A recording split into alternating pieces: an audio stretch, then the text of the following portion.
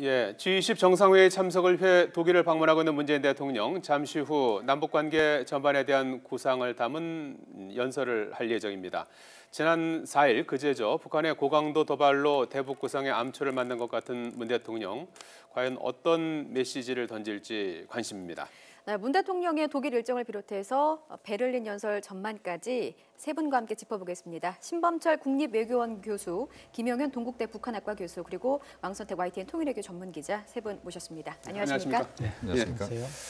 자, 우리 시간으로 지금 정확히 7시 한 반 정도에 되는 건가요? 베를린에서 연설을 할 예정이죠? 네, 그렇게 예정은 그렇게 돼 있습니다. 예, 오늘 그 연설 어떤 장소에서 열리는 겁니까?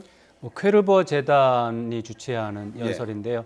이 연설에서 이제 한반도 평화라든가 이런 문제에 대해서 이제 문재인 대통령이 굉장히 그동안에 해왔던 여러 가지 구상들 이런 것들을 다 모아서 종합적으로 이제 발표를 할 텐데 원래는 만약에 이제 엊그제 북한의 미사일 도발이 없었다면 굉장히 중요한 과감한 계획들 이런 것들을 제안을 하면서 그야말로 남북 관계에 이정표를 만드는 그런 식의 연설을 기획한 것 같습니다. 그러나 이제 북한의 미사일 도발이 있었기 때문에 아무래도 연설 내용은 일부는 분명히 수정됐을 것 같고 그래서 어느 정도 수정됐을지가 지금의 어떻게 보면 관심사가 되겠습니다.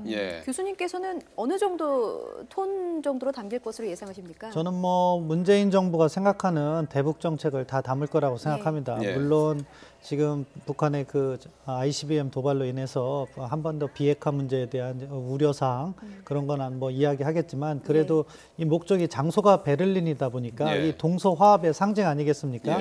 그러다 보니까 문재인 정부가 갖고 있는 북한에 대한 인식 그리고 몇 가지 제안들도 담길 거라고 생각하는데요.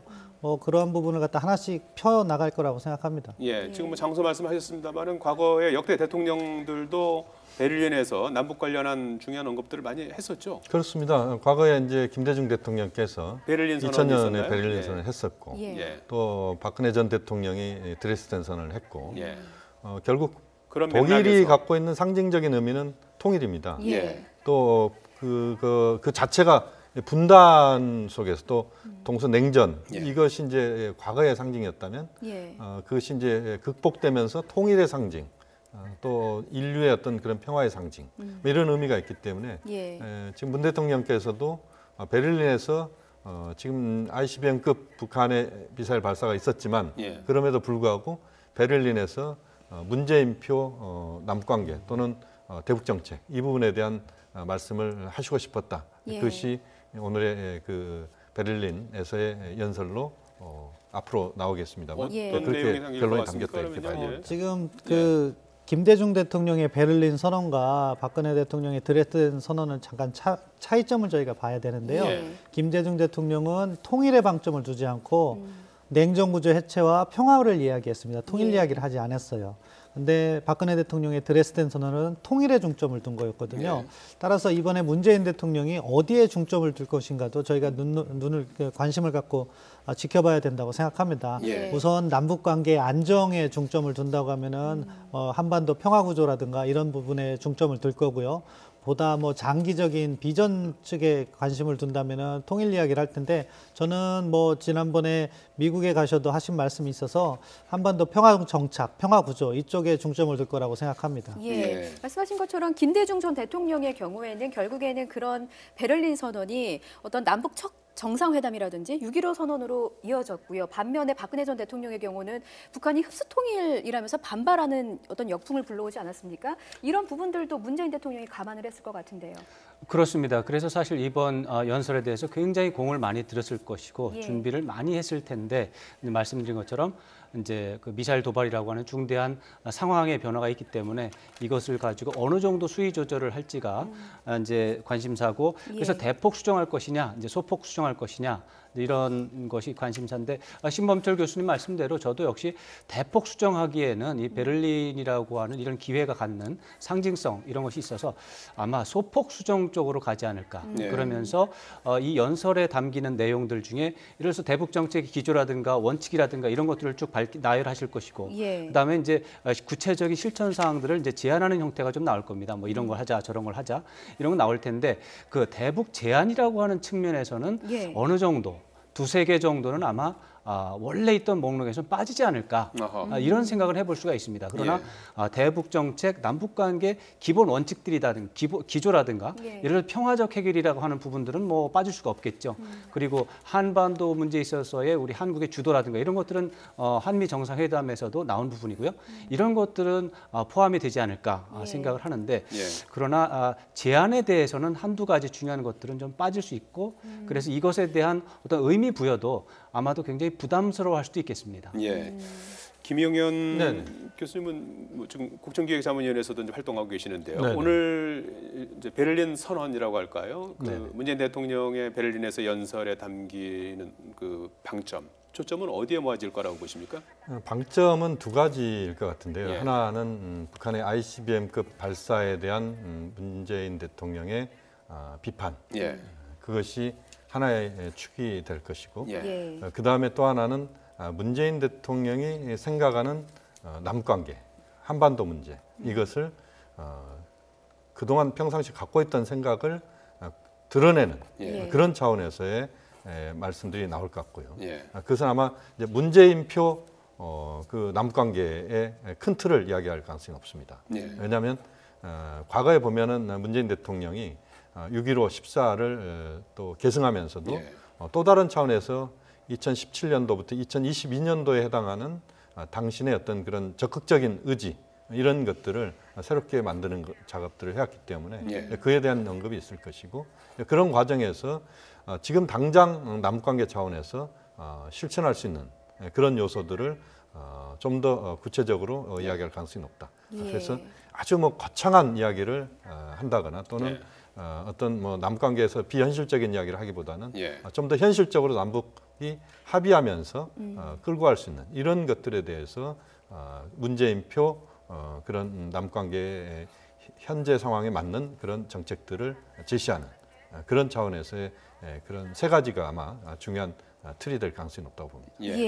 지금 문재인 대통령의 베를린 연설에서 주목할 부분이 이제 우리가 주도적으로 어떤 나선다 이런 부분이 있지 않습니까? 그러니까 베를린 연설 또 바로 전에는 시진핑 주석과 한중 정상회담을 했습니다. 여기서 시 주석도 문재인 대통령의 주도적 역할에 대한 지지를 보낸다라는 입장을 밝혔는데요. 연설에 반영이 될 것으로 보십니까?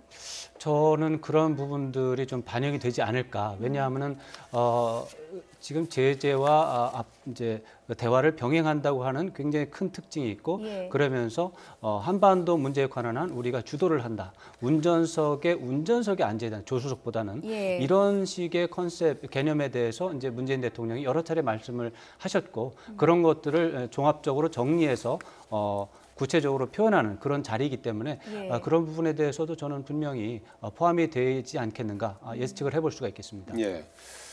자, 이제 잠시 뒤 기업인이라고 그래요. 쿠르트 퀴르버라는 사람이 독일의 미래 사회 형성에 기여하겠다는 목적으로 설립된 재단인데요. 이 퀴르버 재단에서 문재인 대통령이 베를린 이제 연설을 잠시 뒤에 이제 할 예정인데요.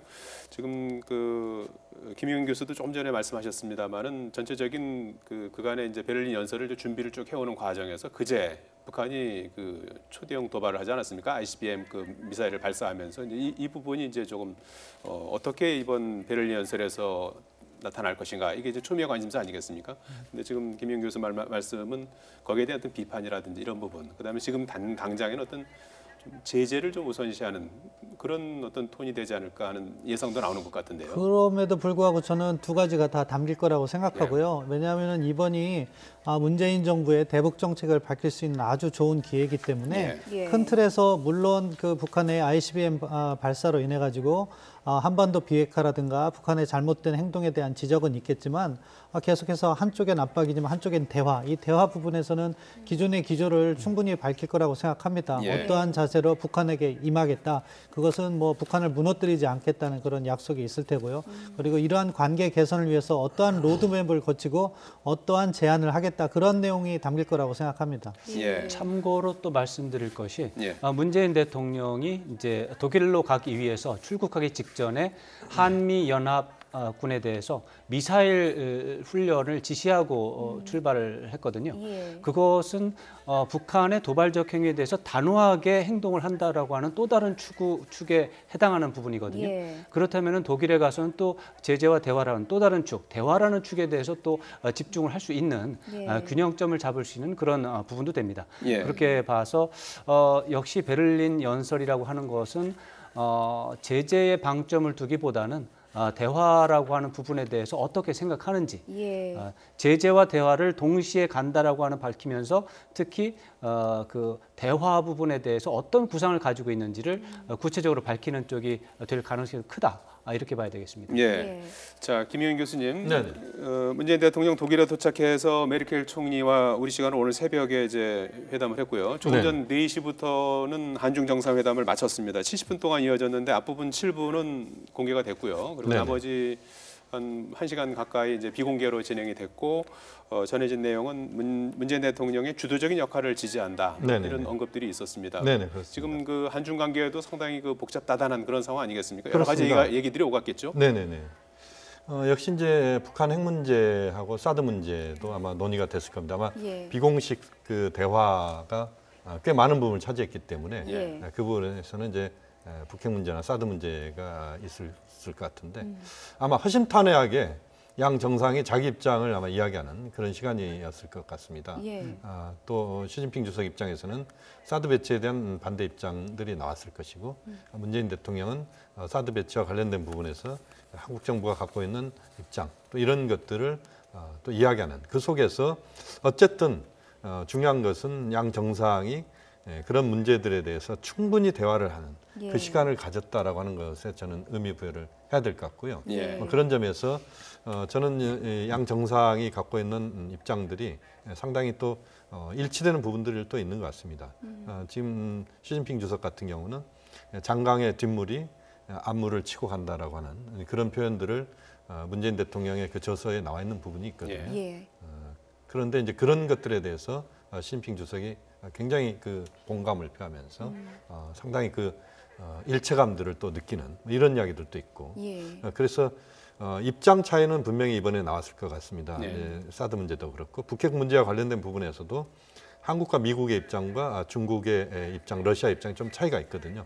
이런 부분들에 대한 상호 간의 입장 차는 나왔지만 그러나 그것이 서로 입장 차가 완전히 분리되는 서로 상당히 그 격하게 반발하는 이런 모습보다는 예. 상호 간의 이해의 폭을 좀 더 넓혔을 것이다.